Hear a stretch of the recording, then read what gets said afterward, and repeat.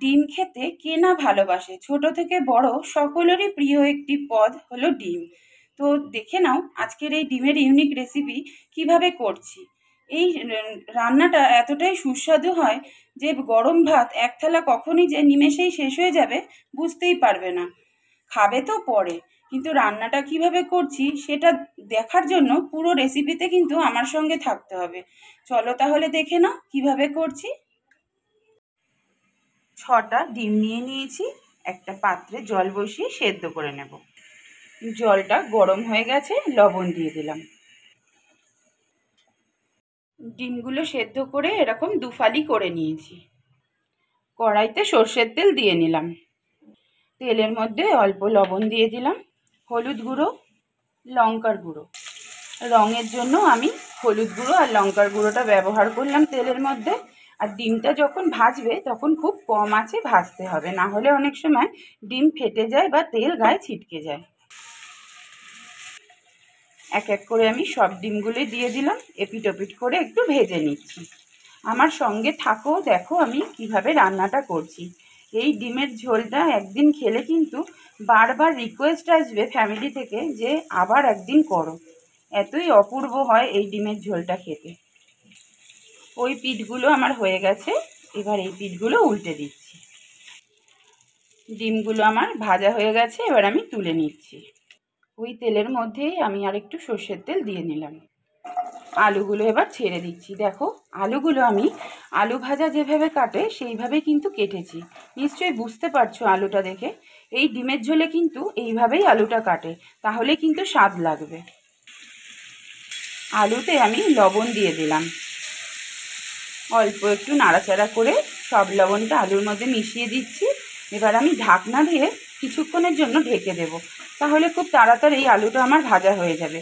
এই রান্নাটা করতে কিন্তু খুব বেশি সময় লাগে না, খুব সহজেই হয়ে যায়। এবারে একটু এপিট ওপিট করে নেড়ে দেবো আলুগুলো। এইভাবে চাপা দিয়ে দিয়ে কিন্তু আমি ভাজা এবং সেদ্ধ দুটোই করে নিচ্ছি, কারণ আলুটা যখন পরে ঝোলে দেব তখন কিন্তু খুব বেশি ফোটাবো না। আলু ভাজাটা আমার হয়ে গেছে, এবার আমি তুলে নিচ্ছি। দুটো ছোট এলাচ আর একটা দারচিনি আর একটা তেজপাতা একটু ফোড়নে দিচ্ছি, আর অল্প একটু সাদা জিরে দেব। খুব ভালো করে এবার ফোড়নটা নেড়ে নেব। কুচনো পেঁয়াজ তেলের মধ্যে দিয়ে দিলাম।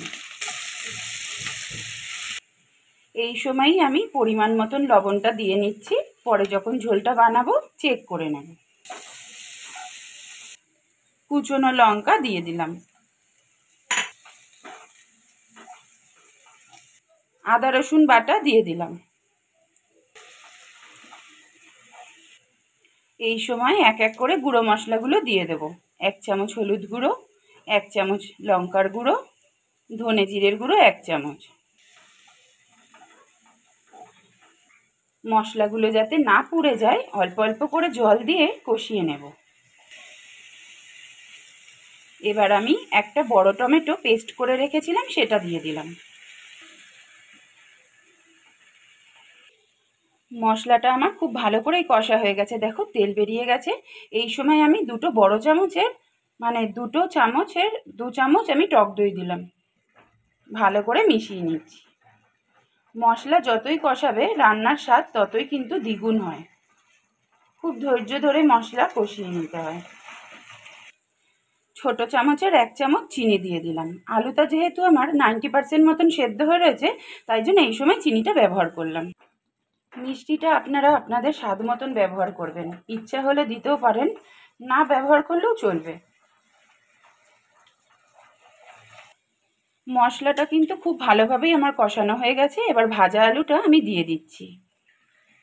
অনেকের মধ্যে কিন্তু ভুল ধারণা থাকে খুব বেশি তেল মশলা দিলেই বুঝি রান্না ভালো হয়, একদমই কিন্তু নয়। রান্নাটা পুরো কষানোর ওপর। তুমি যত ভালো রান্নাটা কষিয়ে রান্না করবে, মানে তৈরি করবে, ততই ভালো হবে।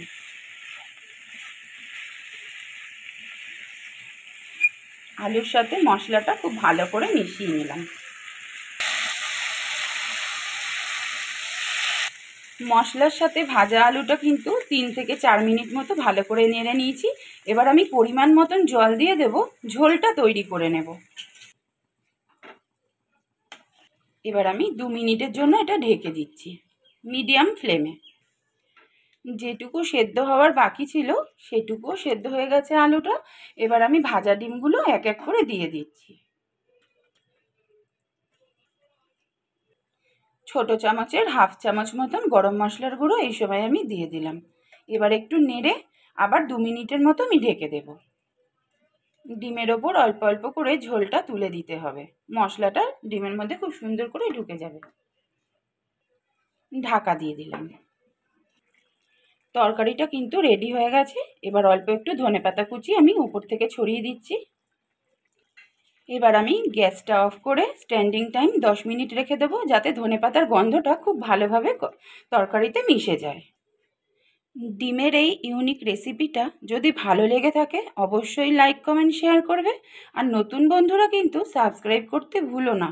আর অনেক অনেক শেয়ার করে দিও, যাতে আমার এই সুস্বাদু রেসিপিগুলো তোমাদেরও বন্ধুবান্ধব এবং আত্মীয় স্বজনরা দেখতে পায়। আজকের মতো আমাদের রান্নাঘরে এটুকুই। খুব শিগগিরই আবার একটা অন্য রেসিপি নিয়ে দেখা হচ্ছে।